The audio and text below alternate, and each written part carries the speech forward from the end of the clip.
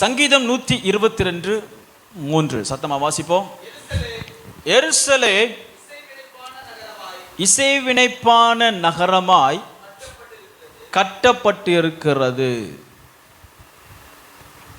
எருசலேமுடைய தோற்றத்தை குறித்து பரிசுத்த வேதாகமம் அழகாக வர்ணிக்கிறது. எருசலேமுடைய அழகில் கர்த்தர் பிரியமாய் இருக்கிறார். யாவருக்கும் ஒரு காரியத்தை நாம் செய்யும் பொழுதோ அல்லது பெறும் பொழுதோ அதில் இருக்கிற அழகுக்கு அல்லது தோற்றத்திற்கு ரொம்ப முக்கியத்துவம் நம்ம கொடுப்போம். ஒரு பொருள் கடையில் வாங்க போகிறோம் அப்படின்னு சொன்னால் அதனுடைய தோற்றம் ரொம்ப முக்கியம். பிஸ்னஸ் அட்மினிஸ்ட்ரேஷன் படித்தவங்களுக்கெல்லாம் இது நல்லா தெரியும். ப்ரெசன்டேஷன் ரொம்ப முக்கியம். ஒரு ஹோட்டலில் போகிறோம் அப்படின்னு சொன்னால் எவ்வளோ சுவையான ஆகாரமாக இருந்தாலும் அவங்க ப்ரெசன்ட் பண்ணுறதுல தான் கஸ்டமர்ஸை அநேகரை ஈர்க்க முடியும். கஸ்டமர்ஸ் யாராக இருந்தாலும் சுவையை இல்லாவிட்டாலும் அதனுடைய தோற்றமும் அதனுடைய ப்ரெசன்டேஷனும் பார்த்துட்டு அங்கே இருக்கிற சூழ்நிலையும் பார்த்துட்டு அங்கே போய் உணவு அருந்துறதுக்கு நேரத்தை செலவுறதுக்கு போகிறான். எல்லாரும் விரும்புவது நல்ல தோற்றம், அழகான வடிவமைப்பு. ஒரு வாழ்க்கையாக இருந்தாலும் சரி, அது ஒரு கட்டடமாக இருந்தாலும் சரி, ஒரு படிப்பாக இருந்தாலும் சரி, அல்லது ஒரு கையின் கிரிகளாக இருந்தாலும் சரி, அதனுடைய வடிவமைப்பு அதனுடைய தோற்றத்துக்கு நாம் முக்கியத்துவம் கொடுக்கிறோம். அதுபோலவே தேவனாகிய கர்த்தர் எருசலேமை உண்டாக்கும் பொழுது, எருசலேம் என்று இங்கு சொல்லப்படும் பொழுது சிட்டி ஆஃப் டேவிட் சொல்லப்படுகிறது. எருசலேம் என்றால் தாவீதின் நகரம் அல்லது தேவனுடைய நகரம் என்று பரிசுத்த வேதாகமம் சொல்லுகிறது. நகரம் என்றால் கட்டடமோ அங்கே இருக்கிற நிலப்பரப்போ இல்லாமல் அங்கே வாசம் பண்ணுகிற ஜனங்களை குறிக்கும். எருசலேமில் இருக்கிற ஜனங்களை குறித்து தேவனாகிய கர்த்தர் ஒரு பெரிய சித்தத்தை வைத்திருக்கிறார். என்ன சித்தம் என்று சொன்னால், எருசலேம் நகரம் அல்லது தேவனுடைய ஜனம் இசைவினைப்பாக கட்டப்பட்டிருக்கிற நகரமாய் இருப்பதே தேவனுடைய சித்தமாய் இருக்கிறது. நமது வாழ்க்கையை இந்த உலகம் அலங்கோலமாய் மாற்றுகிறது. சிலர் அழகு என்று நினைத்து பின்பற்றுகிறவர்கள் அலங்கோலத்தை பின்பற்றுகிறார்கள். தேவன் மனிதனை படைத்த பொழுது எவைகளை உண்டாக்கினாரோ, மனுஷனை எப்படி படைத்தாரோ, இப்போ மரிக்கும் பொழுது மனுஷன் எப்படி மரிக்கிறான் என்று சொன்னால், இடைப்பட்ட காலங்களில் அவனுடைய உலக வாழ்க்கையில் தன்னை பாவத்திற்கும் சுய இச்சைக்கும் தன்னுடைய மனதின் விருப்பத்திற்கும் அவன் முழுவதுமாய் வித்து போட்டு அலங்கோலமாய் அவன் தன்னுடைய வாழ்க்கையை மாற்றி விடுகிறான். புதிதாய் கர்த்தர் ஒரு பிள்ளையை பிறக்க பண்றார் அப்படின்னு சொன்னா, தேவன் இந்த உலகத்தில் அவனுக்கு என்னென்ன தேவையோ அதை மாத்திரம் தந்து அவனை அழகாக இந்த பூமியிலே வெளிப்படுகிறார். வயதாய் போயிட்டு மரித்த சரீரத்தை போய் யாரும் இது எவ்வளோ அழகா இருக்குன்னு யாரும் வர்ணிக்கிறது கிடையாது. ஆனால் ஒரு குழந்தை பிறந்த உடனே அந்த குழந்தைய தொடணும்னு ஆசை இருக்கு, அதை தூக்கணும்னு ஆசை இருக்கு, அதை சிரிக்கிறத பார்க்கணுன்னு ஆசை இருக்கு. எங்கேயாவது ஒரு பாட்டியம்மா சிரிக்கிறத பார்த்து எங்கேயாவது கவிதை வந்திருக்கா? எங்கேயாவது கவிதை வாசித்திருக்கிறீங்களா? இதுவரை நான் வாசிக்கலை. உங்களுக்கு என்ன தெரியும் பாஸ்டர்? நான் எழுதி தரேன்னா எழுதி கொண்டு வாங்க, வேணா வாசித்து பார்ப்போம். ஆனால் ஒரு குழந்தை சிரிப்பில் எவ்வளோ அழகாக இருக்குன்னு சொல்லிட்டு பாராட்டுறோம். ஏனென்றால் கர்த்தர் அவ்வளவு ஒரு காரியத்தை செய்யும் பொழுது அவர் அழகாக, அவர் இசை வினைப்பாக அவர் உண்டு பண்ணுகிறார். ஒரு ஆமென் சொல்லுங்க. ஹல்லேலூயா. தேவன் உங்களுடைய வாழ்க்கையை இசைவினைப்பான நகரத்தை போல மாற்றுவதே தேவனுடைய சித்தம். ஒரு களிமண் தன்னுடைய குயவன் கரத்தில் அர்ப்பணிப்பது போல அர்ப்பணியுங்கள் என்று கர்த்தர் உங்க வாழ்க்கையை தமது சமூகத்தில் கேட்பதற்கு காரணம் உங்களை அலங்கோலமாய் மாற்றுவதற்கு அல்ல, அலங்காரமாய் மாற்றுவதற்கு. ஒரு மனிதனை அலங்காரமாய் மாற்றுவதற்கு தேவன் என்ன செய்ய வேண்டுமோ அவை எல்லாவற்றையும் கர்த்தர் நமக்காய் செய்திருக்கிறார். சகல பூமியின் சம்பத்தினாலும் ஆசீர்வாதத்தினாலும் பொருளினாலும் மனிதனுக்கு தந்தார். தாகத்துக்கு தண்ணி தந்தார், பசிக்கு அப்பத்தை தந்தார், எல்லாவற்றையும் தந்தார். நல்ல இதமான கால சூழ்நிலை கொடுத்தார். நெருங்கி இருக்கிற கோள்கள பூமி ஒரு கோள், ஒரு பிளானட் என்பதை போல சூரியனுக்கு பக்கத்தில் இருக்கிற ஏதோ ஒரு பிளானட்ல போய் மனுஷன் வாழ முடியாது. ஏனென்றால் சூரியனுடைய உஷ்ணத்தில் மனிதன் வாழக்கூடிய கால சூழ்நிலை அங்கே கிடையாது. ஆனால் பூமிக்கு எல்லா கால சூழ்நிலையும் சுழற்சி முறையில கர்த்தர் தந்து அவனை இதமாய் அவனை பூமியிலே தங்க பண்ணுகிறார். நல்ல காற்று தர்றார், ஸ்தோத்திரம். கோடை காலத்தில் நல்ல வெயில் நமக்கு தேவைதான், ஸ்தோத்திரம். நல்ல மழையை நாட்களை தருகிறார், குளிர் நாட்களை தருகிறார். சில பிரதேசங்களில் பனி மழை பெய்கிற ஸ்தோத்திர சூழ்நிலை தருகிறார். இப்படி மனிதன் வாழக்கூடிய எல்லாவற்றையும் தந்து அவன் இழந்து போன ஒன்னே ஒன்று என்ன அப்படின்னு சொன்னா தேவனுடைய மகிமை இழந்ததினாலே பரிசுத்த ஆவியானவரை பூமிக்கு மறுபடியும் அனுப்பி அவருடைய அபிஷேகத்தினால் அவரை நிறைத்து தேவனுடைய சாயலுக்கு ஆதாம் ஏவாளுக்கு இழந்த கர்த்தர் அவனுக்கு திட்டம் பண்ணி வேற எந்த சிருஷ்டிக்கும் தராத மகிமையான இசை வினைப்பான நகரமாக தந்த வாழ்க்கையை மீண்டும் தமது ஜனத்துக்கு தருகிறார். அல்லேலூயா. அபிஷேகம் உங்களுக்கு கர்த்தர் தருகிறார், கர்த்தர் உங்களை அபிஷேகிறான்னு சொன்னோம்னா சிம்பிள், அவருடைய சாயலாய் உங்களை மாற்றுகிறார். அல்லேலூயா. அபிஷேகம் பெற்றவனுடைய பேச்சுக்கும் அபிஷேகம் பெறாதவனுடைய பேச்சுக்கும் வித்தியாசம் உண்டு. அபிஷேகம் பெற்றவனுடைய தேவனுடைய ஆவியை பெற்றவனுடைய வாழ்க்கைக்கும் தேவனுடைய ஆவியை பெறாதவனுடைய வாழ்க்கைக்கும் வித்தியாசங்கள் உண்டு. தேவனுடைய ஆவியை பெற்றிருக்கிறவர்களும் அவரால் வடிவமைக்கப்பட்ட வாழ்க்கையிலே வாழ்க்கிறவனுடைய தோற்றத்திற்கும் தேவனால் அலங்கரிக்கப்படாத வாழ்க்கையின் தோற்றத்திற்கும் வித்தியாசங்கள் உண்டு. ஆமென் சொல்லுங்க. பூமியில நீங்க எந்த நகரத்தை எடுத்தாலும் எருசலேம் நகரத்திற்கு ஒரு அடையாளத்தை கர்த்தர் வைத்திருந்தார். அந்த அடையாளம் இந்த உலகத்தில் எந்த தேசத்திலும் இல்லாத தேவனுடைய ஆலயம். எருசலேமை ஆண்டு கொண்டு நடத்துவது மத்தியிலே உருவாக்கப்பட்ட தேவனுடைய ஆலயம். கர்த்தருடைய வசனம் சொல்லுகிறது, நீங்களே தேவனுடைய ஆலயமாய் இருக்கிறீர்கள். இந்த ஆலயத்தை, இந்த ஆலயம்தான் நீங்க வசிக்கிற தேசத்தை ஆளுகை செய்யும். இந்த தேசத்துல நீங்கள் ஆலயமாய் இருக்கிறபடினாலே இந்த தேசத்தை இசைவனைப்பான நகரமாய், அழகான நகரமாய், நேர்த்தியாக்கப்பட்ட நகரமாய் கர்த்தர் மாற்றுகிறார். தேவனுடைய ஆவியினால் நிரப்பப்பட்டவனுடைய, தேவனுடைய ஆவியை பெற்றவனுடைய, தேவனுடைய சாயலை தரித்தவனுடைய, தேவனுடைய மகிமை சுமந்தவனுடைய வாழ்க்கையை இந்த உலகமோ சாத்தானோ இந்த உலகத்தின் அதிபதியோ வானமண்டல பொல்லாத சேனைகளோ எத்தனை வல்லமைகளோ அலங்கோலமாக மாற்றவே முடியாது. கரங்களை தட்டி கர்த்தரை ஸ்தோத்திரிப்போம். ஹல்லேலூயா, ஹல்லேலூயா, ஹல்லேலூயா.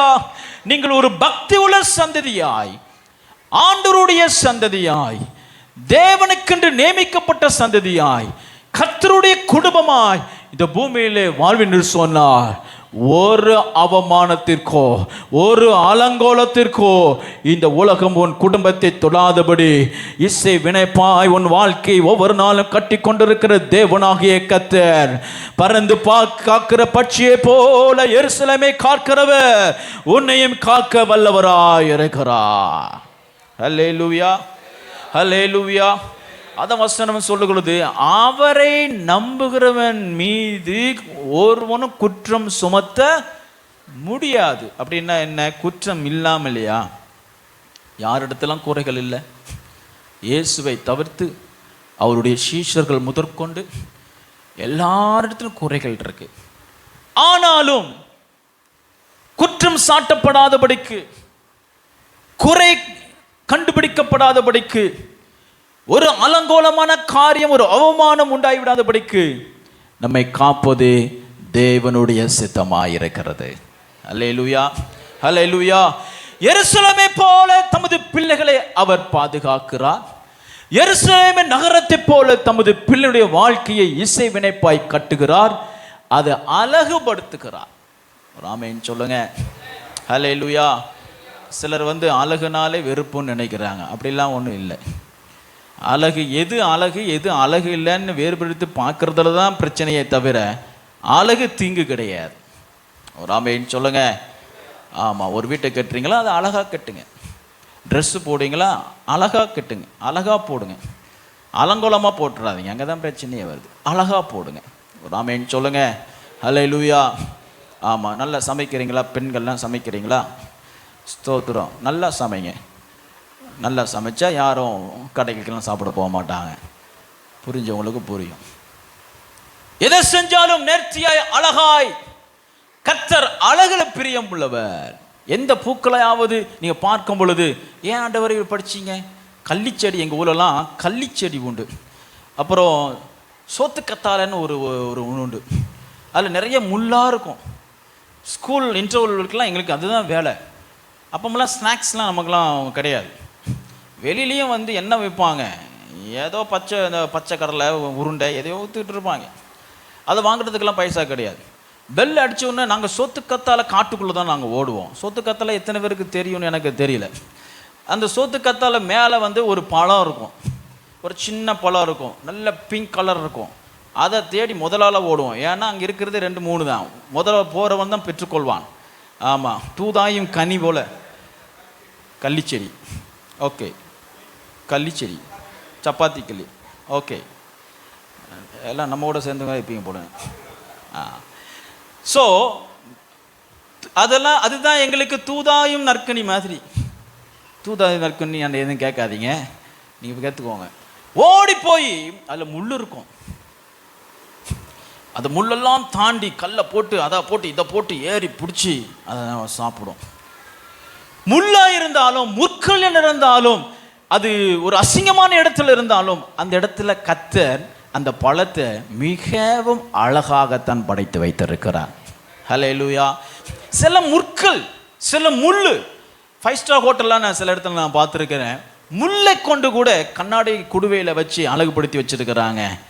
முல்லை கூட கர்த்தர் அழகாகத்தான் படைத்திருக்கிறார், நேர்த்தியாத்தையும் படைத்திருக்கிறார்.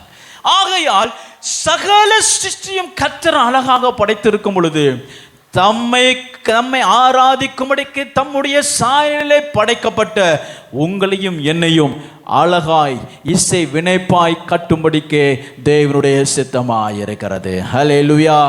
ஆனால் இந்த உலகம் எவ்வளவாய் நம்மை அலங்கோலப்படுத்த எத்தனைத்தாலும், நம்மை இசை வினைப்பாய் கட்டுகிற தேவனுடைய கரம் நம்மை ஒருபோது நம்ம விட்டு விலகாதபடி இஸ்ரவேலின் தேவன் நம் பட்சமாய் இருக்கிறார். ஓர் ஆமென் சொல்லுங்க.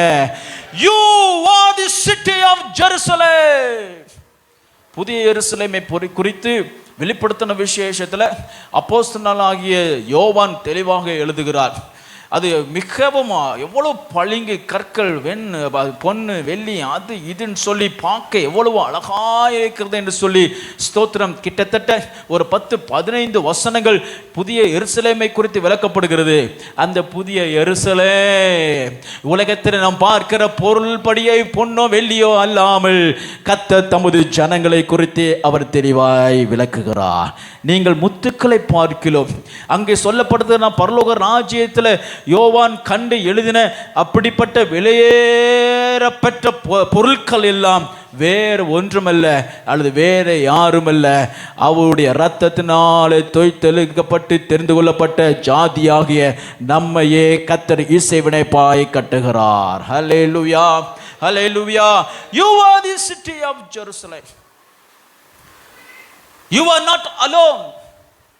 அநேக நேரங்களில் நம்ம என்ன நினைக்கிறோம் அப்படின்னு சொன்னால், எனக்கு வேற யார் இருக்கா, எனக்கு யாருமே இல்லை, உலகத்தில் தான் வேற யாரும் இல்லை.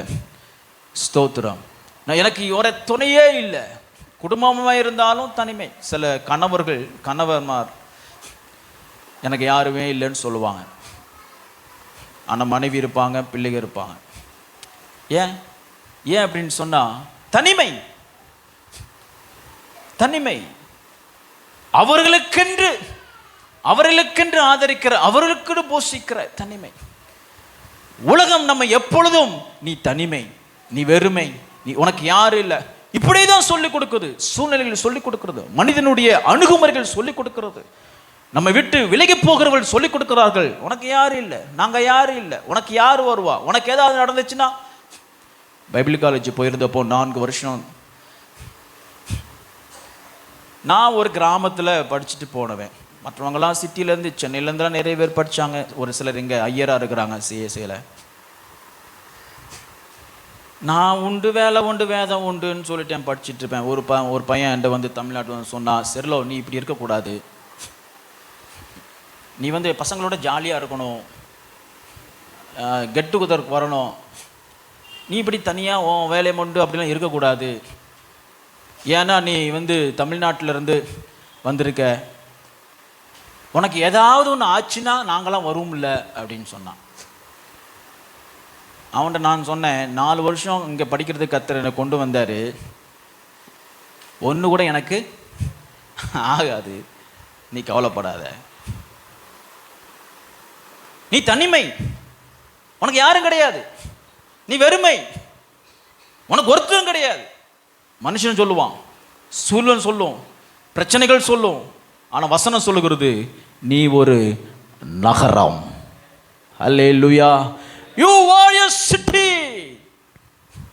தனிமையா இல்லை, அது மாத்திரமல்ல, தேவனால் இசைவனைப்பாய் கட்டப்பட்டிருக்கிற அழகான நகரம். ஒரு அல்லேலூயா சொல்லுங்க. ஹல்லேலூயா, ஹல்லேலூயா. இசைவனைப்பாய் கட்டப்பட்ட நகரம். எபேசியருக்கு எழுதின நிருபம் 4வது அதிகாரம் 16வது வசனத்தில் நாம் வாசிக்கும் பொழுது, எபேசியர் 4:16,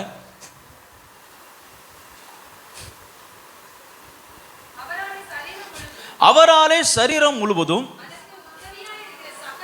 அதற்கு உதவியாயிருக்கிற சகல கணுக்களினாலும் இசைவாய் கட்டி இணைக்கப்பட்ட அப்படின்னு சொல்லப்பட்டிருக்கிறது.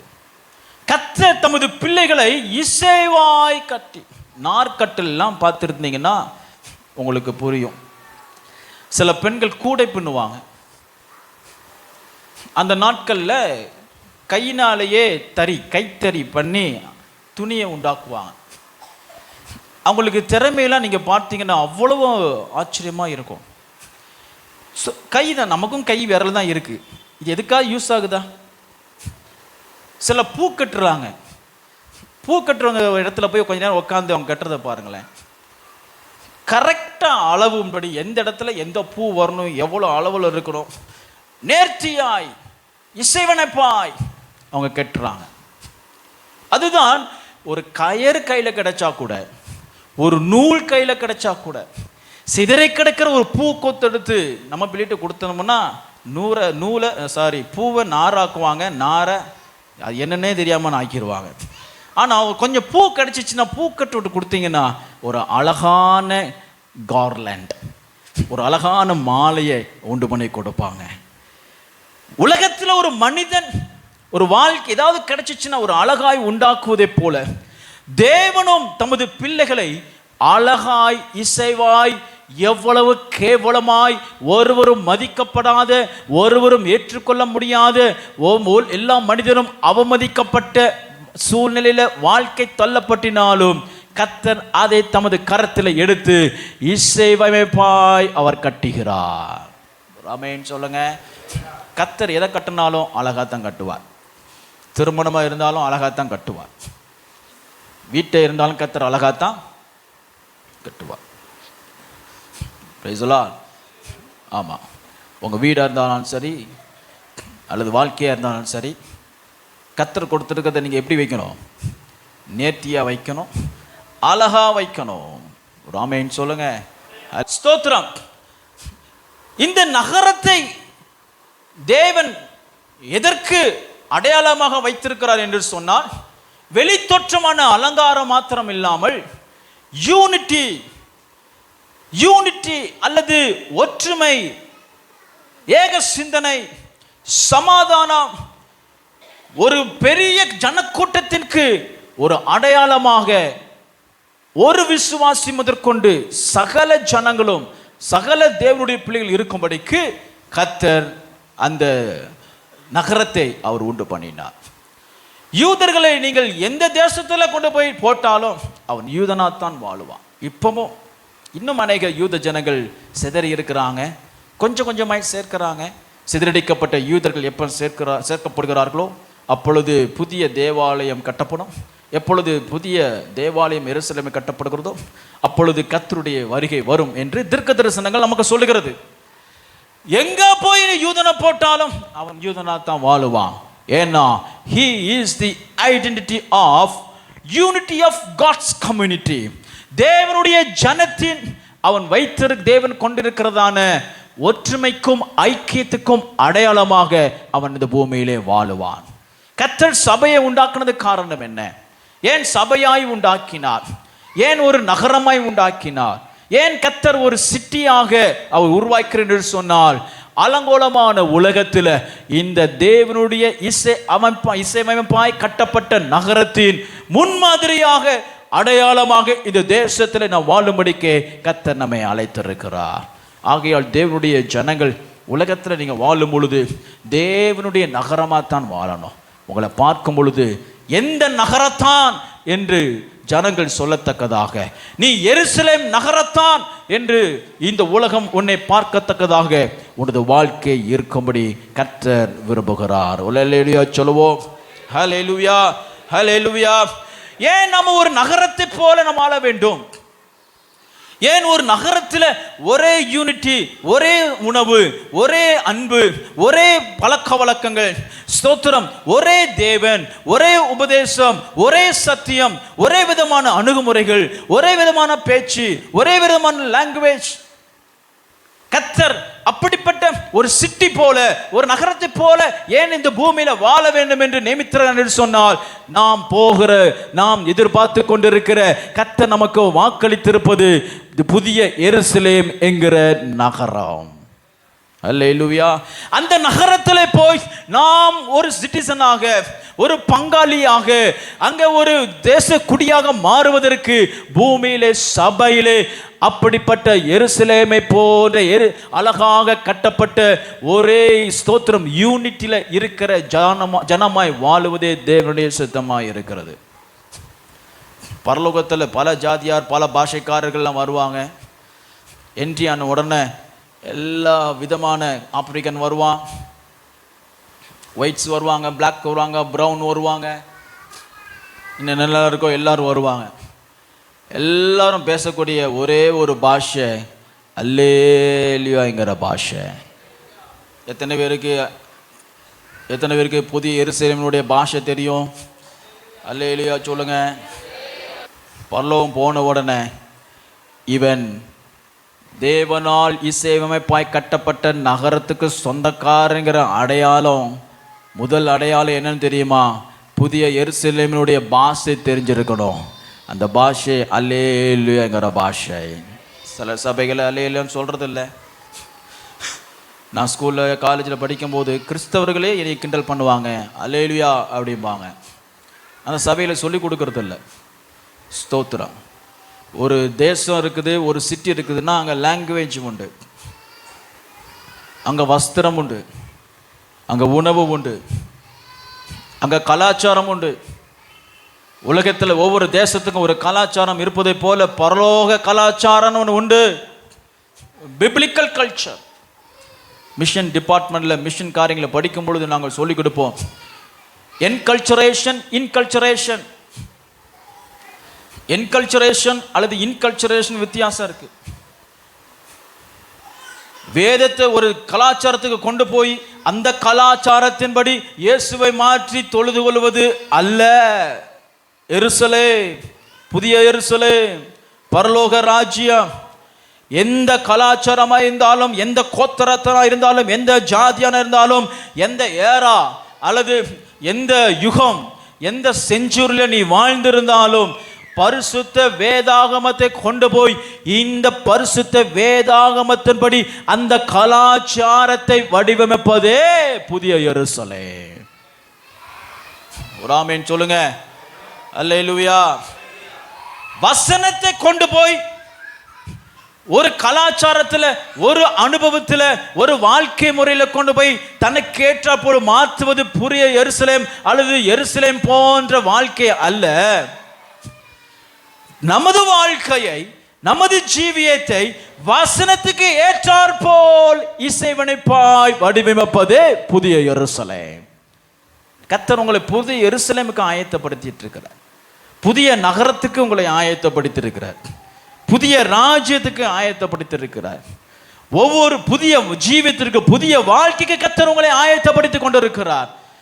அதற்கு தேவன் ஒரு எருசலேம் எப்படி இருக்க வேண்டும் என்று நேமங்களை கொடுத்திருக்கிறாரோ அதற்கு ஏற்றாற்போல் நம்ம ஜீவிக்கிறதன் மூலமாய் நாம் இசைவனைப்பான கட்டப்பட்ட நகரமாய் மாறுகிறோம். ஒரு அல்லேலூயா சொல்லுங்க. அல்லேலூயா. பிரசங்கியின் புஸ்தகம் 4வது அதிகாரம் 12ஆம் வசனத்தில் நாம் வாசிக்கும் பொழுது, பிரசங்கி 4:12.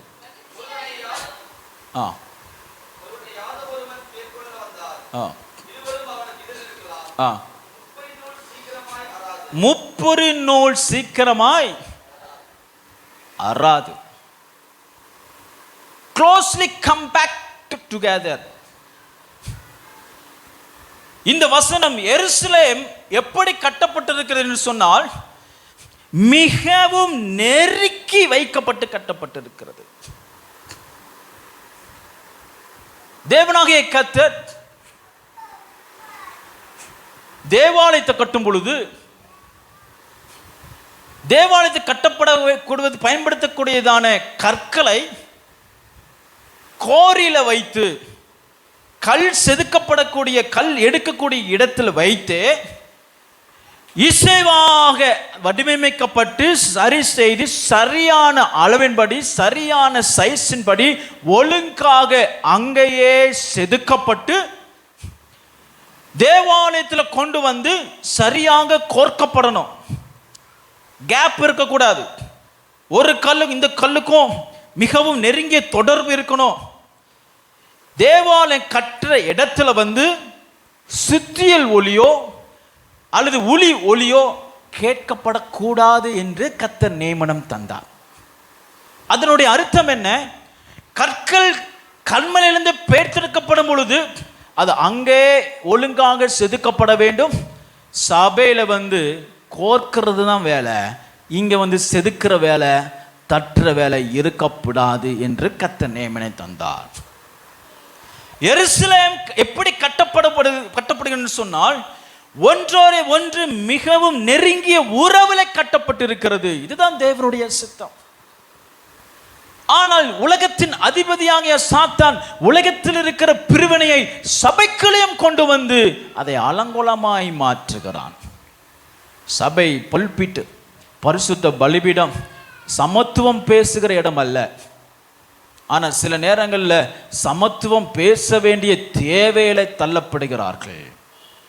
பிரிவினை, உலகத்தில் இருக்கிற எல்லா பிரிவினையும் சபையில. கர்த்தருடைய சித்தம், தேவனுடைய திட்டம், தேவன் எருசலேமை, கர்த்தருடைய ஜனங்களை எப்படி கட்டுகிறார் என்று சொன்னால் க்ளோஸ்லி கம்பேக்டட் டுகெதர்.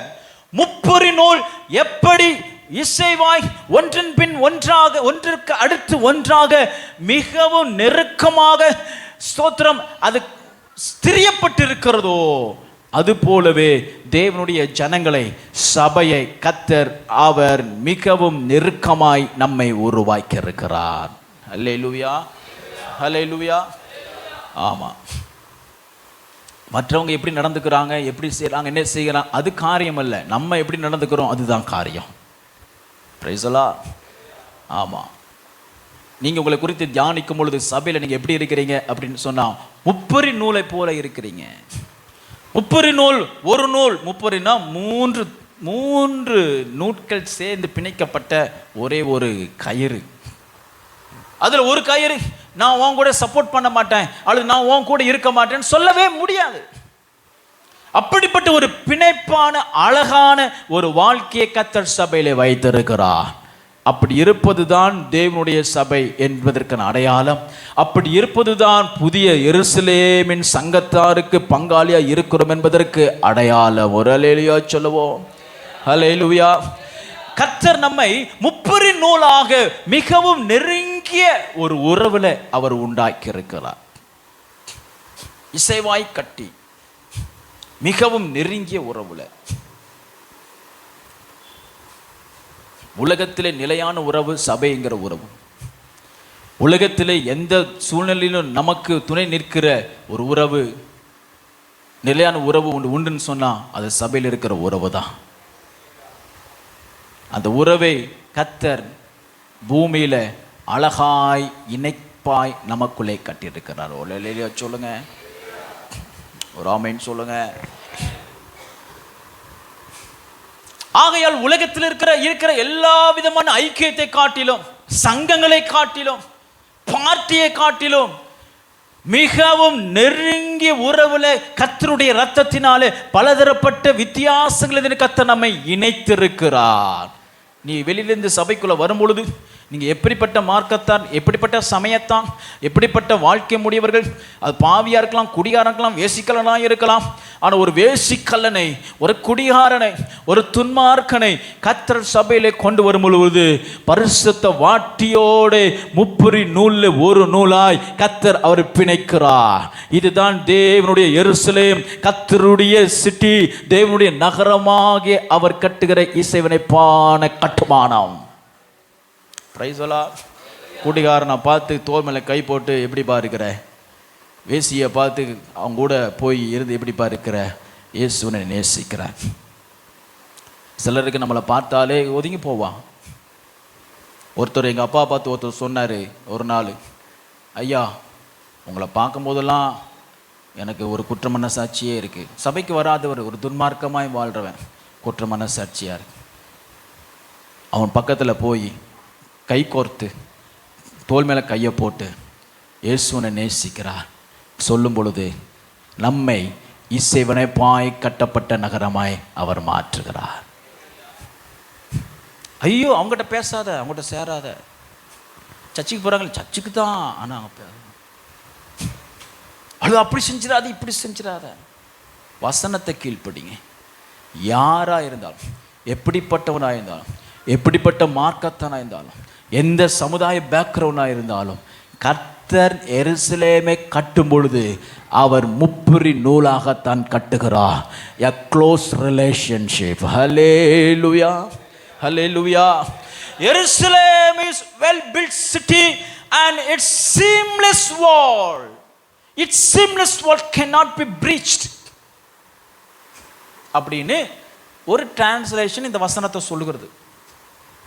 எருசலேம் எப்படி கட்டப்பட்டிருக்கு அப்படின்னு சொன்னா சீம்லெஸ் வால். சீம்லெஸ் வால் அப்படின்னு சொன்னா எங்கேயும் ஒரு ஓட்டை அல்லது எங்க ஒரு சந்து, எங்க ஒரு துவாரம் இல்லாமல் முழுவதுமாக அடைக்கப்பட்ட சுவரினால் எருசலேம் கட்டப்பட்டிருக்கிறது. சபைக்குள்ள நீங்கள் தேவனால் கட்டப்பட்ட இசையமைப்பான நகரமாய் இருப்பேன் என்று சொன்னால் உலகத்திலிருந்து ஒரு துரும்பு கூட உள்ள வராதபடி கர்த்தர் கோட்டையாய் பாய்த்து நம்மை பாதுகாக்கிறார். பொறாமை எங்கிருந்து வருது? வெளியிலிருந்து வருகிறது. எரிச்சல் எங்கிருந்து வருகிறது? வெளியிலிருந்து வருகிறது. கசப்பு எங்கிருந்து வருகிறது? வெளியிலிருந்து வருகிறது. சண்டை எங்கிருந்து வருகிறது? சபையின் வெளியிலிருந்து தான் வருகிறது. மூர்க்கம் எங்கிருந்து வருகிறது? வைராக்கியம் எங்கிருந்து வருகிறது? ஏன் வருகிறது என்று சொன்னால் எங்கேயோ ஒரு இடத்துல என்ன இருக்கு? ஓட்டை இருக்கு. இந்த வார்த்தை சீம்லெஸ் என்கிற வார்த்தையை பொதுவாக தையல் ஆடைக்கு பயன்படுத்துவார்கள். எடுத்து நீங்க வாசிக்கலாம், எடுத்து வாசிங்களேன். யோவான் எழுதின சுவிசேஷம் 19 அதிகாரம் 23 வசனத்துல இயேசு கிறிஸ்துவினுடைய வஸ்திரத்தை குறித்து இங்க சொல்லப்பட்டிருக்கிறது. யோவான் 19:23.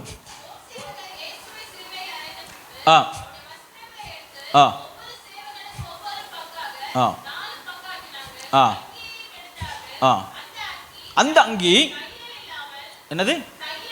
தரிய இல்லாமல் தரிய இல்லாமல் மேலிருந்து முழுவதுமா நெய்யப்பட்டதுமா இருக்கிறது. Seamless garment. நல்ல கவனிங்க, இயேசு கிறிஸ்து ஒரு அங்கியை வைத்திருந்தார். அந்த அங்கி எப்படிப்பட்டது அங்கி இருந்துச்சு அப்படின்னு சொன்னா, தையல் இல்லாமல் மேலே தொடங்கி முழுவதும் நெய்யப்பட்டதா இருந்தது.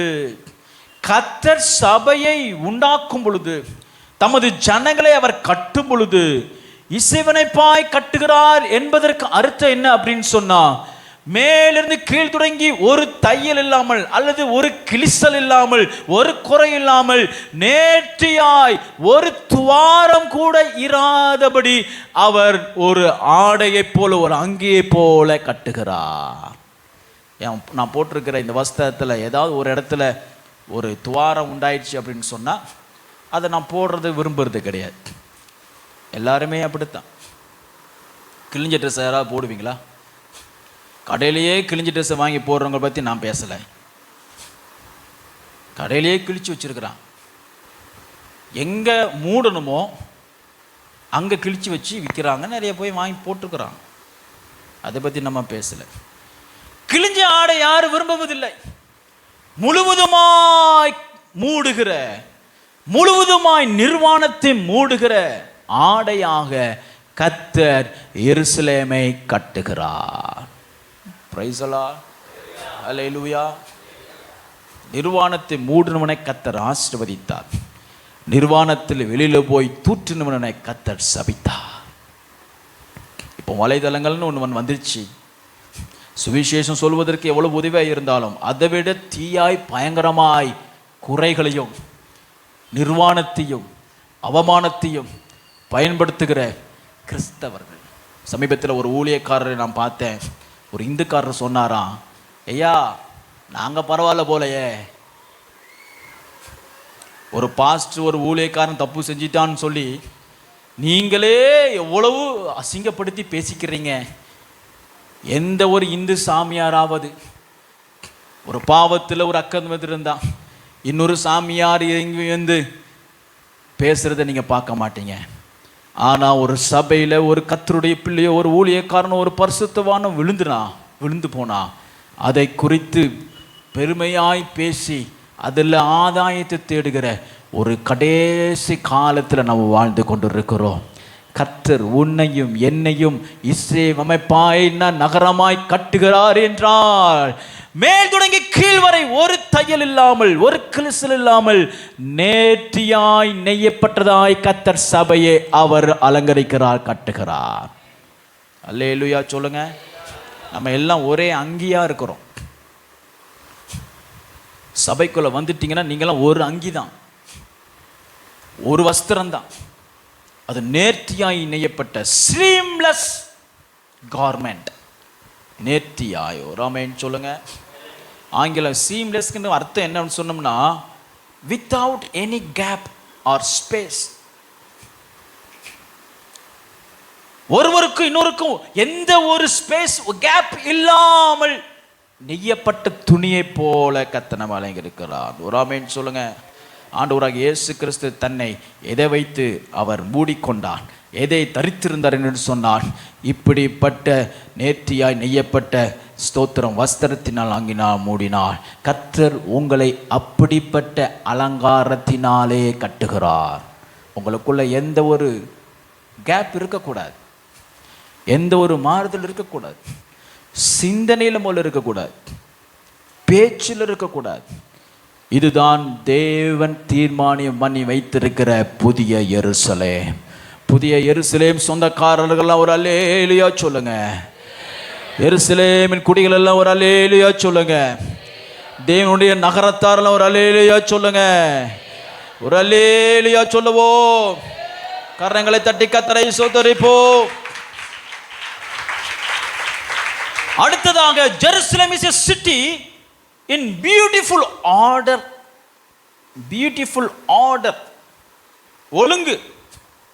சபைக்கு அநேகர் உள்ள வர்றதுக்கு தயங்குறதுக்கு காரணம்னா ஒழுங்கு தான் காரணம், டிசிப்ளின் தான் காரணம்.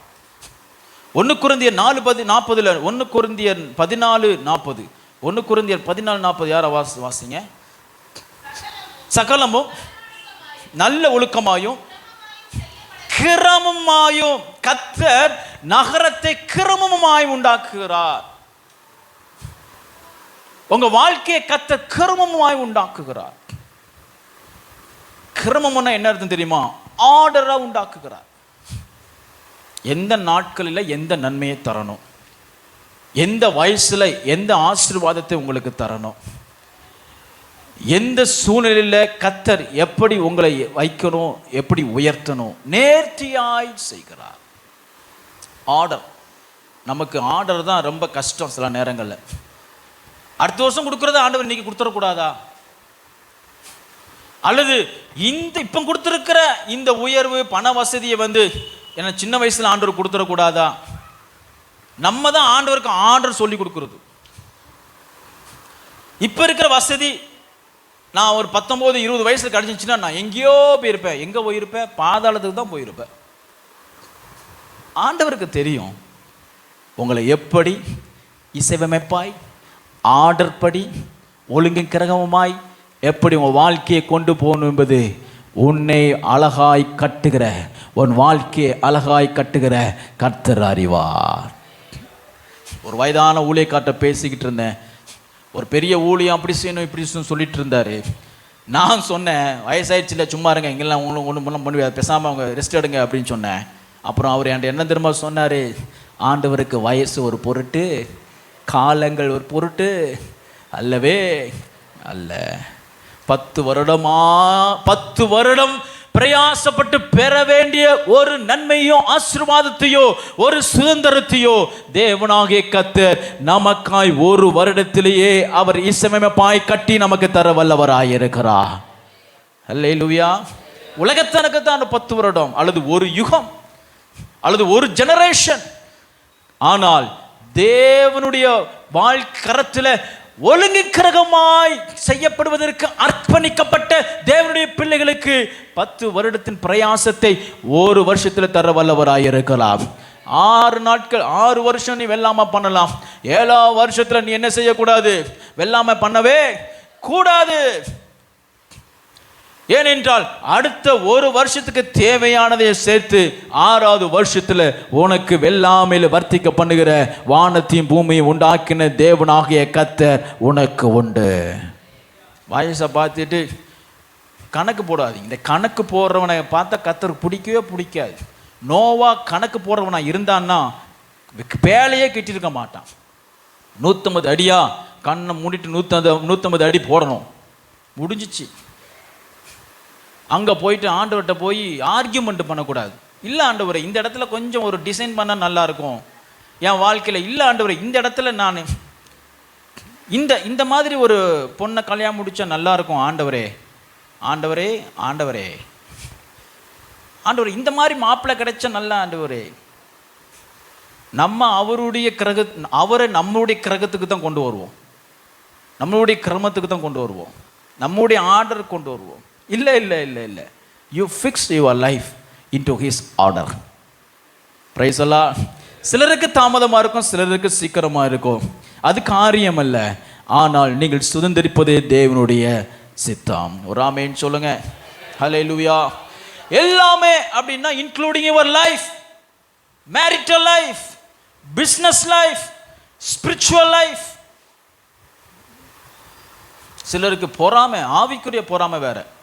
நம்மளை விட ஒருத்தங்க நல்ல ஊழியம் செஞ்சுட்டா, ஐயோ எனக்கு பின்னாடி வந்தவன் நல்ல ஊழியம் செய்கிறாளே, யூ ஆர் டிஸார்டர்ட்.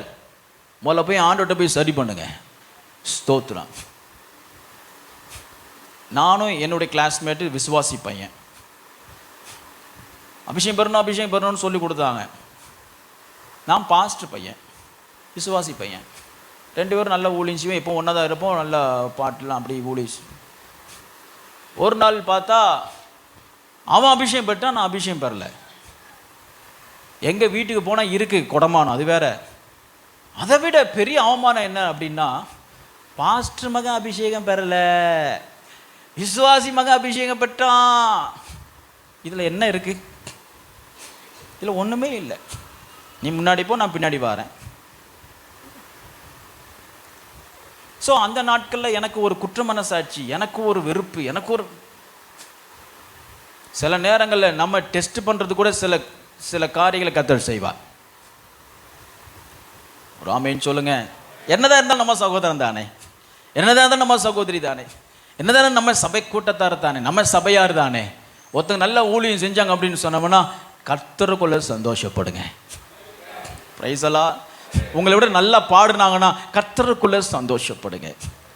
உங்களை விட நல்ல அபிஷேகத்தை வளர்றாங்கன்னா மேபி நீங்க என்ன செய்யணும், ஆண்டவரே இன்னும் அதிகமாக பயன்படுத்தும். உங்க கரத்தை நீட்டி அவங்களை ஆசீர்வதிங்க. ஒரு அல்லேலூயா சொல்லுங்க. அல்லேலூயா. யாருக்கு தெரியும், ஆவிக்குரிய வாழ்க்கையிலும் ஊழியத்திலும் சிலர் அவருடைய கிரமத்தின்படி, அவருடைய ஆர்டர்படி ஒரு சிலரை முன்னாக வைக்கிறார், ஒரு சிலரை பின்னாக வைக்கிறார். ஆனால் தேவனுடைய பார்வையில் எல்லாரையும் சமமாகத்தான் கர்த்தர் ஆசீர்வதிக்கிறார். பிரைஸ் எல்லாம். அதனால ஆவிக்குரிய ரீதியில் புறம்படக்கூடாது. முன்னாடி போனாங்கன்னா உற்சாகப்படுத்துங்க. அவங்க கூட சேர்ந்து இன்னும் நான் உங்களுக்கு இது செய்கிறேன். There is a beauty of harmony. அப்படி நாம் இருக்கும் பொழுது சபையிலே அங்கே ஒரு ஹார்மனி உண்டாகுது, ஹார்மோனி உண்டாகுது, ஒருமைப்பாடு உண்டாகுது. ஒரு ஆமென் சொல்லுங்க. எருசலேம், அடுத்ததாக எருசலேம் is built by united together. பிணைக்கப்பட்டதாக. பிணைக்கப்படுறது அப்படின்னு சொன்னோம்னா இன்டர் கனெக்ஷன், இன்டர் கனெக்ஷன், ஒருவருக்கொருவருக்குள். கொலோசியர்கள் 2:2 வாசிக்கும் பொழுது, கொலோசியர் 2:2 அப்போஸ்தலன் பவுல் சொல்லும் பொழுது இதே வார்த்தையை அங்கே பயன்படுத்துகிறார். அன்பினால் இணைக்கப்பட்டு, இன்டர் கனெக்ஷன் அப்படின்னா சபையிலே ஒருவர் துக்கிக்கும் பொழுது நீங்கள் சபையிலே தேவனுடைய அன்பினாலே இணைக்கப்பட்டிருப்பீர்கள் என்று சொன்னால் நீங்கள் எவ்வளவு தூரத்தில் இருந்தாலும் கர்த்தருடைய ஆவியானவர் உங்க இருதயத்தில் ஒரு துக்கமான பாரமான இருதயத்தை தந்து அப்படிப்பட்ட நபருடைய பேரை ஞாபகப்படுத்தி உங்களுக்காக ஜெபிக்க சொல்லுவார். அதுதான் இணைக்கப்படுறது. தூரத்தில் இருக்கலாம், திங்கள் செவ்வாய் புதன் நீங்க யாரும் ஒத்துக்கிறது பார்க்க மாட்டீங்க. ஆனாலும் சபையில ஒருவர் துக்கமான சூழ்நிலை கடந்து போகும் பொழுது ஆவியானவர் உங்களை அவங்களுடைய ஞாபகப்படுத்தி ஜெபிக்க சொல்லுவார். அடிக்கடி இது எனக்கு நடக்கும். 2 வாரத்துக்கு முன்னாடி வெள்ளிக்கிழமை காலையில் எழுந்து ஜெபிக்கும் பொழுது புதிதாக வருகிற ஒரு சகோதரியை கர்த்தர் நினைப்பூட்டினா, சம்பந்தமே இல்லாம நினைப்பூட்டினா ஜெபிக்க சொன்னார். ஜோம் பண்ண வந்து பார்க்கணும். வெள்ளிக்கிழமை உபவாசப்பதற்கு ரொம்ப நாள் கழிச்சு அந்த சகோதரி வேகமாக பையத்துக்கு ஜோமனை வராங்க. அதை பார்க்கும்போது எனக்கு அவ்வளோ பெரிய அற்புதமாக இருந்துச்சு. இந்த சகோதரி இன்னைக்கு ஜெபத்துக்கு வருவாங்க, அவங்களுக்கா நீ ஜெபம் பண்ணு காலையிலே அதிகாலையிலே கர்த்தர் ஏற்படுத்துறாரு. இது எவ்வளோ பெரிய அற்புதம், எவ்வளோ பெரிய ஆச்சரியம். அந்த வெள்ளிக்கிழமை உட்காந்து ஒரு பொருத்தனையோடு ஜெபம் பண்ணுறாங்க. ஆனாலும் அன்னைக்கு வந்து பொருத்தனை பண்ணி ஆண்டவரே இதை இந்த வாரத்தில் செஞ்சீங்கன்னா அடுத்த வெள்ளிக்கிழமை வந்து நான் சாட்சி சொல்லுவேன் அப்படின்னு சொல்லிட்டு போன பாஸ்டர், நான் என்ன கேட்டனோ அதே அற்புதத்தை என்னுடைய ஹஸ்பண்டுடைய வாழ்க்கையில் இயேசு செஞ்சார். அதனால தான் இந்த வெள்ளிக்கிழமை உபவாசத்திற்கும் நான் வந்திருக்கிறேன்னு வந்து சாட்சி சொன்னாங்க. பிரைஸ் எல்லாம். ஹல்லேலூயா. அதுதான் இணைக்கப்படுவது. நைட்டட், பின்னல், இணைக்கப்படுன்னு போட்டிருக்கிறது. ஆனால் ஆங்கிலத்தில் நைட்டன் அப்படின்னா பின்னலாக்கப்பட்ட. ஒரு ஆமென் சொல்லுங்க. நேராக கோர்க்கப்பட்ட ஒரு நூலையோ கம்பியோ உருவிடலாம், பின்னலாக்கப்பட்ட எந்த கயற்றையோ நூலையோ உருவவே முடியாது. ஒரு ஆமென் சொல்லுங்க. ஹல்லேலூயா. உங்கள் இருதயங்கள் சபை கர்த்தர் உங்களை எருசலேம் நகரமாய் அவர் கட்டி கொண்டிருக்கிறார். அதுவும் இசைவனப்பான நகரமாய் கட்டி கொண்டிருக்கிறார். ஆகையால் நீங்கள் ஒருவருக்கொருவர் இணைந்திருங்கள். உங்கள் இருதயங்கள் இணைந்திருக்கட்டும், உங்களுடைய ஆவி இணைந்திருக்கட்டும். அப்பொழுது கர்த்தர் புதிய எருசலேமின் வடிவமைப்பாய் உங்களை மாற்றுவார். ஒரு ஆமென் சொல்லுங்க. ஹல்லேலூயா, ஹல்லேலூயா, ஹல்லேலூயா. நெகேமியா 4:7-4:6 நெகேமியா 4வது அதிகாரம் 6வது வசனத்தில் வாசிக்கும் பொழுது, நெகேமியா 4வது அதிகாரம் 6வது வசனம், நெகேமியா 6:4. நாங்கள் அலங்கத்தை கட்டி வந்தோம்.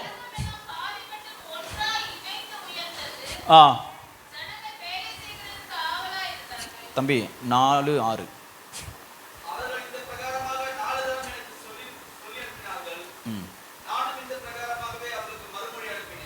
4வது அதிகாரம் 6வது வசனமா? அலங்கத்தை கட்டி வந்தோம், ஒன்றாய் இணைந்து உயர்ந்தது. ஊழியம் உயரணும், சபை உயரணும், பரிசுத்தம் உயரணும், தேவ மகிமை உயரணும், இயேசு நாமம் உயரணும். இது தேவனுடைய நகரம் என்று உயர வேண்டும் என்று சொன்னால் என்ன செய்யப்பட வேண்டும்? ஒன்றாய் இணைந்து. எல்லாரும் சொல்லுங்க, சத்தமாய் சொல்லுங்க, இன்னும் சத்தமாய் சொல்லுங்க, பக்கத்துல கரங்களை பார்த்து சொல்லுங்க, ஒன்றாய் இணைந்திருங்கள். சத்தமா சொல்லுங்க, ஒன்றாய் இணைந்திருங்கள். அப்பொழுது உயர்வை கர்த்தர் கட்டளையிடுவார். கரங்களை தட்டி கர்த்தருக்கு நன்றி செலுத்துவோம். ஜனங்கள் இப்படி ஒன்றாய் இணைந்து செய்கிற வேலை செய்வதற்கு ஆவலாய் இருந்தார்கள். நிறைய பேருக்கு அதுதான் இல்லை, இன்ட்ரெஸ்ட் இல்லை. தனியா ஏதாவது செஞ்சுட்டு போவோம், இணைஞ்சு கஷ்டம்தான், அது உண்மையிலே கஷ்டமான விஷயம். ஆனால் கர்த்தரால் கூடாது எதுவும் இல்லை. நாம் எல்லாம் ஒன்றாய் இணைந்திருக்கும் பொழுது கர்த்தர் நமது அலங்கங்களை உயர்த்துகிறார், எல்லைகளை உயர்த்துகிறார், பாதுகாப்பை உயர்த்துகிறார், தேவனுடைய ஆசீர்வாதத்தை உயர்த்துகிறார். ஒரு ஆமென் சொல்லுங்க. 7வது அதிகாரம் நெகேமியா 7:4 வாசிக்கும் பொழுது, அந்த பட்டணம் விஸ்தாரமும் பெரிதுமாய் இருந்தது. கர்த்தர் உங்க வாழ்க்கையை கட்டும் பொழுது எப்படி கட்டுகிறார்? நெருக்கி நெருக்கி நெருக்கி நெருக்கி, சுருங்கி சுருங்கி சுருங்கி சுருங்கி, அப்படிப்பட்ட வாழ்க்கை அல்ல, விஸ்தாரமான வாழ்க்கையாய் கட்டுகிறார். அழகாக மாத்திரமும் அல்ல, அழகாய் ஒன்றிணைந்தது மாத்திரமல்ல, உங்க வாழ்க்கையை, எருசலேமை கர்த்தர் விசாலமாய் கட்டுகிறார். ஒரு ஆமென் சொல்லுங்க. நீங்கள் நெருக்கத்தில் இருக்கிறீங்களா? ரொம்ப ரொம்ப ஷார்ட்டேஜ்லேயே உங்கள் வாழ்க்கையில் போய்கிட்டு இருக்கிறதா? கர்த்தர் உங்கள் வாழ்க்கையை கட்டும் பொழுது விஸ்தாரமாயும் அவர் ஸ்தோத்திரம், அப்புறம் என்னது? விஸ்தாரமாயும் பெரிதுமாயும். ஒரு ஆமென் சொல்லுங்க. Large and spacious. Large. உபவாச ஜெபத்தில் இதுதான் நான் சொல்லிக் கொடுக்குறேன். ஆண்டவர்கிட்ட நீங்கள் கர்த்தர் இடத்துல பெரிதானதை கேளுங்க, பெரிதான கேளு. சில ஆவிக்குரிய அறியாமையெல்லாம் இருக்கு. ஆண்டவர் அறிஞ்சிட்டா அப்படியே பாவம் போல எளிமையாக வாழ்ந்துட்டு போயிடணும். நம்ம நினைப்பின்படியே நம்ம வாழ்க்கை இருக்கு. மற்ற சபையில் இருக்கிறவங்க, சபையில் பிள்ளைகள் எல்லாம் ஐஏஎஸ் இருக்காங்க, ஐபிஎஸ் இருக்காங்க, டாக்டர்ஸ் இருக்காங்க, அரசியல் இருக்கிறாங்க, எல்லாம் உயிருங்க. ஏன்னா அவங்க நாடுறாங்க, கேட்குறாங்க. உங்கள் பிள்ளைகளை வந்து தேசத்தின் அதிபதியாக கர்த்தர் மாற்றணும்னு ஜெபம் பண்ணுங்க. தேசத்தின் மீது உங்கள் பிள்ளைங்களுடைய கட்டளையின்படி வரத்தக்கதான உயர்வை பிள்ளைகளுக்கு கர்த்தர் தரணும்னு நீங்கள் ஜெபிக்கணும். ஒரு ஆமென் சொல்லுங்க. அல்லேலூயா. பாஸ்டர், ஏதோ ஒரு கவர்மெண்ட் ஜாப்பு கிடைச்சா ஏதோ அவன் பொழப்ப பார்த்துருவான், 31ஆம் தேதி பணம் வருமா வராதான்னு பார்த்துக்கிட்டே வாழ்க்கையை ஓட்டலாம். கர்த்தர் உங்கள் பிள்ளைகளை அப்படிப்பட்ட ஆளுகளை கொண்டு நிறுத்தணும்னு நீங்கள் ஜெபிக்கணும். ஏனென்றால் கர்த்தர் உங்களை கட்டும் பொழுது பெரிதாய் கட்டுகிறவர். அல்லேலூயா. ஸ்பேசியஸ், விஸ்தாரமாய் கட்டுகிறவர். கேட்கணும், ஆண்டவரே மன்னூர்பேட்டையில் இருந்து பாடி வரைக்கும் என் சந்ததியை அரசாட்சி செய்யணும், ஆளுகை செய்யணும். ஜோமல்லாமா? எங்களுக்காக ஜோம வேண்டிக் கொள்ளுங்கள், வெள்ளிக்கிழமை உபவாச ஜெபத்தில் அப்படின்னு சொல்லிங்களா? துன்மார்க்கன் ஆள முடியும்னா தேவனுடைய நகரம் ஏன் ஆளக்கூடாது? எருசலேம் ஏன் ஆளக்கூடாது? ஒரு ஆமென் சொல்லுங்க. அல்லேலூயா. கர்த்தர் உங்களை உயர்வாய் கட்டுகிறவர், ஸ்பேசியஸாய் கட்டுகிறவர். ஒரு ஆமென் சொல்லுவோம். ஹல்லேலூயா, ஸ்தோத்திரம். ஏன் நம்மை கட்டுகிறார்? நகரமை கட்டுகிறார். எரேமியா 31 வாசிக்கிறோம். 31 எரேமியா 31:38 இதோ நாட்கள் வரும் என்று கர்த்தர் சொல்லுகிறார், அப்பொழுது இந்த நகரம் கர்த்தருக்கென்று கட்டப்படும். அல்லேலூயா. தூத்துக்குடியில் நிறைய பிஸ்னஸ் சென்டரில் மேலே பெருசாக இயேசு ரட்சிக்கிறார், இயேசு விடுவிக்கிறார், இப்படி திருநெல்வேலியில் நீங்கள் பார்க்கலாம். எங்கே போனாலும் பாளையங்கோட்டையில் எங்கே போய் சுற்றி பார்த்தாலும் வசனமாக தான் இருக்கும். ஏன் அப்படின்னு சொன்னால் கர்த்தர் அவர்களை விஸ்தாரமாகவும் பெரிதுமாக ஆக்கி வச்சிருக்கிறார். இங்கே எங்கேயாவது பார்க்க முடியுதா? தெருக்கு தெரு விக்கிர கோயில் தான் இருக்கு. ஸ்தோத்திரம். தெருக்கு தெரு துன்மார்க்கம் தான் ஆளுகை செஞ்சுக்கிட்டு இருக்கிறான். கர்த்தர் உங்களை பெரிதும் விஸ்தாரமாய் மாற்றுவதே தேவனுடைய சித்தம். ஹல்லேலூயா, ஹல்லேலூயா. அது கர்த்தருக்கென்று, கர்த்தருடைய மகிமை கன்று. கர்த்தர் உயர்த்தும் பொழுது அவர் தமது நாமத்தை மகிமைப்படுத்துகிறார். நீங்கள் எவ்வளோ சிறுமையில் இருக்கிறீங்க நீ கணக்கு போட, கணக்கு போகிறத போல நிறுத்து. இங்கே தான் பிரச்சனையே.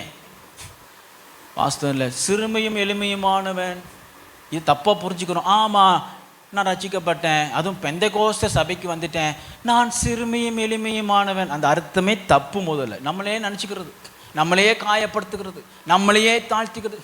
நான் ஒன்றும் இல்லை, நான் அழகா இல்லை. ஒருத்தவங்க சொல்கிறாங்க நான் அழகாவே பிறக்கலை. யார் சொன்னா நீ அழகா பிறக்கலைன்னு? வசனம் சொல்கிறது இசையமைப்பாய் கர்த்தர் உங்களை கட்டியிருக்கிறார். உன்னை மாதிரி இந்த உலகத்தில் இதுவரைக்கும் இருந்ததும் இல்லை, இது இருக்க போகிறது இல்லை. அவ்வளோ அழகாய் கட்டி வைத்திருக்கிறார். உன் வாழ்க்கையை கட்டியிருக்கிறார். அதை கர்த்தருக்குன்னு கட்டியிருக்கிறார். ஒரு ஆமென் சொல்வோம். கர்த்தர் நம்மை இசையமைப்பான நகரமாய் கட்டுகிறவர், எருசலேமை போல பாதுகாக்கிறவர், எருசலேமை போல நமது வாழ்க்கையை ஜீவியத்தை மாற்றுகிறவர். அதற்காக தன் ஆண்டவராகிய இயேசு கிறிஸ்து சிலுவையிலே நமக்காய் தொங்கினார். ஏன் சிலுவை பாடு மட்டும் நம்மை தாழ்த்தினார் என்று சொன்னார். பாழாய் கிடைக்கப்பட்ட நகரமாகிய உன் குடும்பத்தை, பாழாய் கிடக்கப்பட்ட உன்னுடைய வாழ்க்கையை அவர் இசையமைப்பாய் கட்டும்படிக்கு தன்னைத்தானே சிலுவையிலே அவர் அலங்கோலமாய் மாற்றினார்.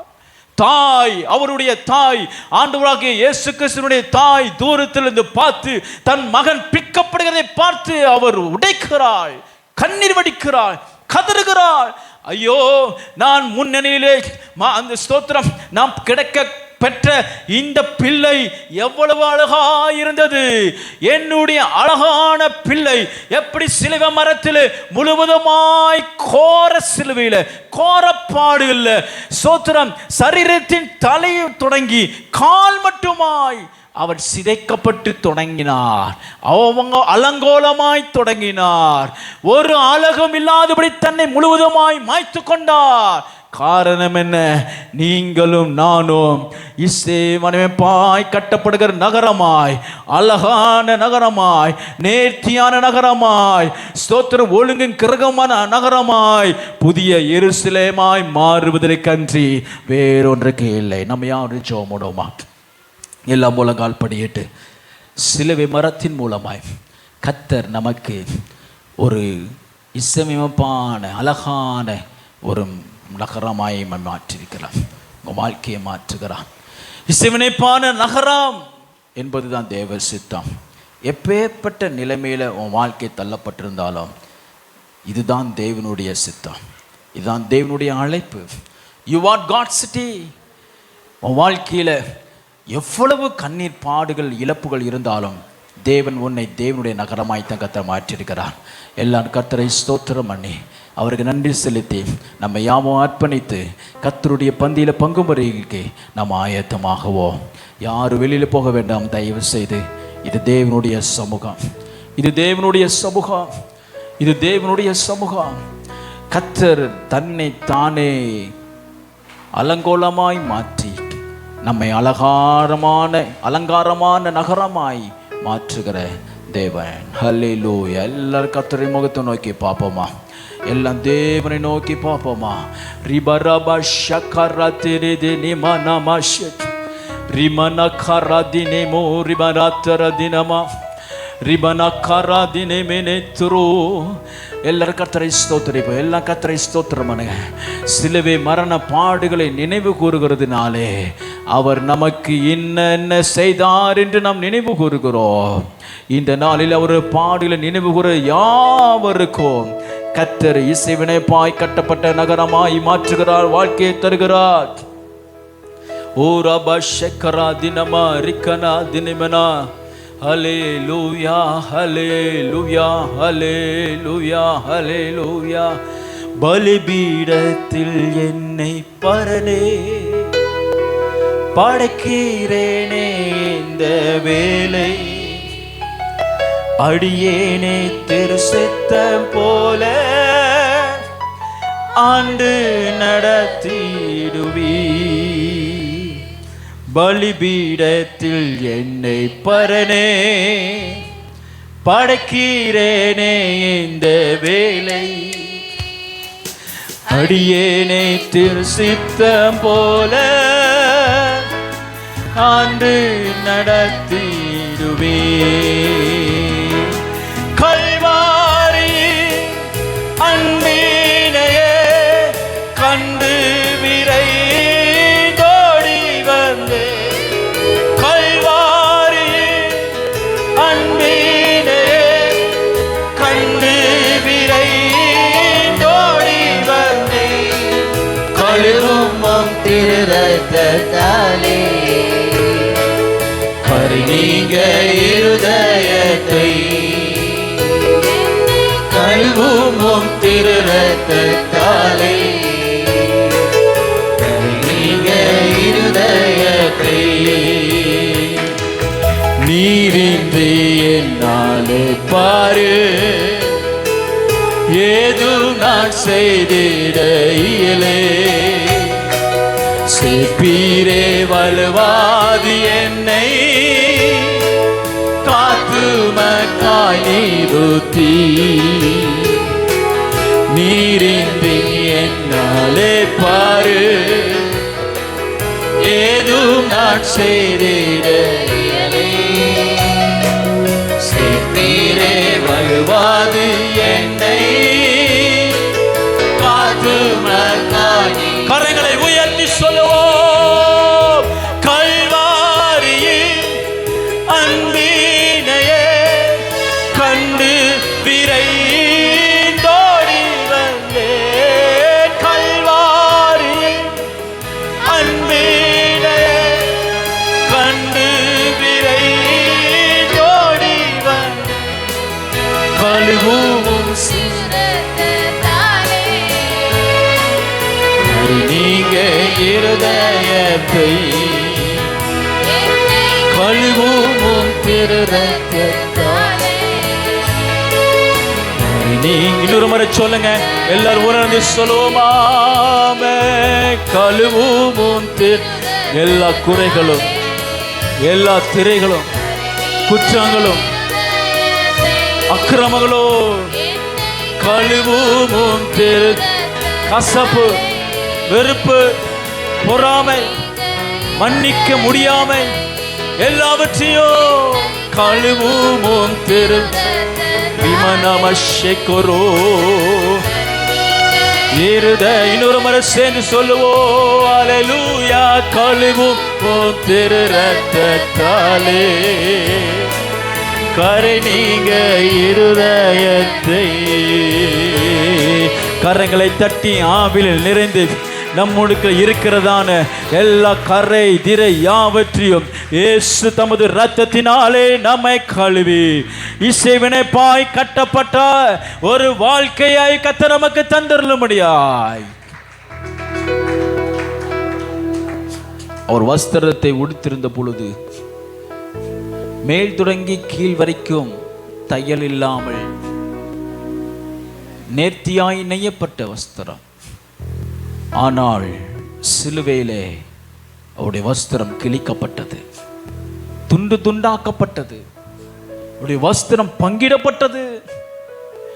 உனக்காக எனக்காக நேர்த்தியாயிருந்த தமது இசைவினைப்பான தமது வஸ்திரத்தை துன்மார்க்கர்கள் பங்கிடும்படிக்கு ஒப்பு கொடுத்தாரே. ஏன் தெரியுமா? நாம் இசைவினைப்பாய் கட்டப்பட்ட நகரமாய் இருப்பதற்கு. நீ இசைவினைப்பாய் ஒரு குறை இல்லாமல், ஒரு தையல் இல்லாமல், ஒரு துவாரம் இல்லாமல், மிகவும் இசைவினைப்பாய் கட்டப்பட்ட நகரமாய் இருக்கும்படிக்கு கர்த்தராகிய இயேசு கிறிஸ்து சிலுவையில அவர் சிதைக்கப்பட்டார், பிக்கப்பட்டார்.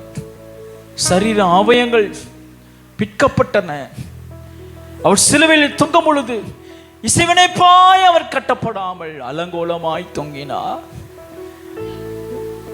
ஏன் தெரியுமா? அலங்கோலமாய் இருக்கிற நமது வாழ்க்கையை இசைவினைப்பாய் கட்டப்படும்படிக்கு இந்த நாளிலே இந்த கர்த்தருடைய பந்தியிலே பங்கு பெறுகிற உங்கள் வாழ்க்கையை இசைவினைப்பாய் கட்டப்பட்ட நகரமாய், இசைவினைப்பாய் கட்டப்பட்ட வாழ்க்கையாய், இசைவினைப்பாய் கட்டப்பட்ட அழகாய் கட்டப்பட்ட நேர்த்தியாய் கட்டப்பட்ட உன்னுடைய வாழ்க்கையாய் இந்த தேவன் மாற்ற வல்லவர். வாலிப பிள்ளைகள்லாம் ஒப்பு கொடுங்க. வாலிப பிள்ளைகளை இந்த வேளையில் ஒப்பு கொடு. ஆண்டவரே, உம்முடைய ரத்தத்தில் நான் பானம் பண்ணும் பொழுது, உம்முடைய சரீரத்தில் நான் பங்கு பெறும் பொழுது என்னோட வாழ்க்கை நேர்த்தியாய் கட்டப்படும்படி ஒப்பு கொடுக்கிறேன். எல்லாரும் ஒப்பு கொடுத்து ஜெபிக்கிறீங்களா? ஒரு 2 நிமிஷம் ரீபா ஷக்கரா, நீ உண்மையாய் ஜெபிக்கிற இந்த வேலையில் இந்த உலகம் வாழ்க்கையை எவ்வளவு சேதப்படுத்தி இருந்தாலும் இதோ கர்த்தருடைய ஆவியானவர் தமது வார்த்தையின்படி உன்னை இசை வினைப்பாய் கட்டுகிறார், இசை வினைப்பாய் கட்டுகிறார், அழகாய் மாற்றுகிறார்.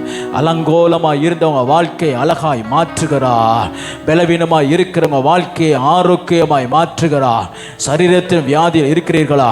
இயேசுவின் நாமத்தில் இந்த கர்த்தருடைய இரத்தத்திலே நீங்கள் பங்கு பெறும் பொழுது சரீரத்தின் வியாதி தனது வல்லமை எடுத்துக்கொண்டு இப்பொழுது வெளியேறும், இப்பொழுது வெளியேறுகிறது. ஷாபா ரீமா நாக்காரா அதினமா மரணத்தை இந்த உலகம் மரணம் உனக்கு சீக்கிரத்தை குறித்திருக்கையில் சிறுவை மரணத்தில் நீ பங்கு பெறும் பொழுது நீ இனி மரணத்தை காணாதபடி என்னை விசுவாசிக்கிறவன் மறியாமலும் இருப்பான் என்ற வசனத்தின்படி இதோ மரணத்தையும் ஜெயிக்கத்தக்கதாய் கர்த்தர் வாழ்க்கையை மாற்ற வல்லவராய் இருக்கிறார். ரமசேகரா, ஒரு சிலருடைய வாழ்க்கையை கர்த்தர் இசைவினைப்பாய் கட்டுகிறார். வாழ்க்கை இசைவினைப்பாய் கட்டுகிறார். Everything, all disorders are being brought in order by the blood of Jesus. வாழ்க்கையில எந்த ஒரு ஒழுங்கு கிரகமுமாய் இராமல் சிதறடிக்கப்பட்டு அலங்கோலமாக்கப்பட்ட வாழ்க்கையை இதோ கர்த்தருடைய ஆவியானவர் கிரமமாய் மாற்றுகிறார். Your life is being built in order and harmony.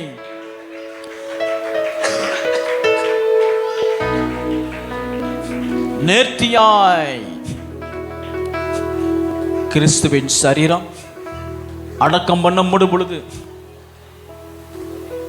அங்க ஆர்டர் இல்லை, சரீரம் சிதைக்கப்பட்டிருந்தது, சரீரம் பிற்கப்பட்டிருந்தது. ஒரு ஒழுங்கு கிரகம் ஒழுங்கில்லாத ஒரு சரீரத்தை அடக்கம் பண்ணினார்கள். ஆனால் 3வது நாளிலே எனது ஆண்டவராகிய இயேசு கிறிஸ்து கல்லறை விட்டு உயிர்த்தெழுந்த பொழுது அவர் இசைவினைப்பாய் கட்டப்பட்ட அலங்காரமாய் கல்லறை வெளியிலே வந்து நின்று மரித்தேன், ஆனாலும் இதோ சதா காலங்களில் உயிரோடு இருக்கிறேன். அதே சரீரமாகிய தேவ சபையே, உன்னை இசைவினைப்பான நகரமாய் கர்த்தர் கட்டுகிறார். ரிமனம ஷெக்கரதினமா, ரிமன கொரதினமா, ரிமனை ஷெக்கரதினமா.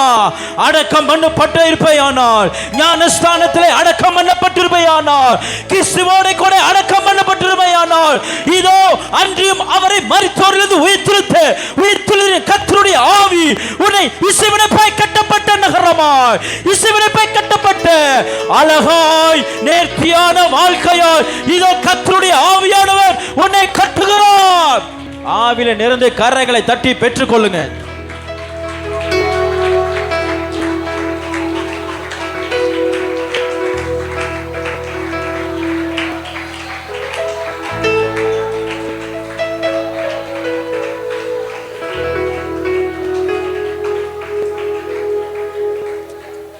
நம்மிடத்தில் எவ்வளவு பலவீனம் உண்டு, நம்மிடத்தில் எவ்வளவு குறைகள் உண்டு.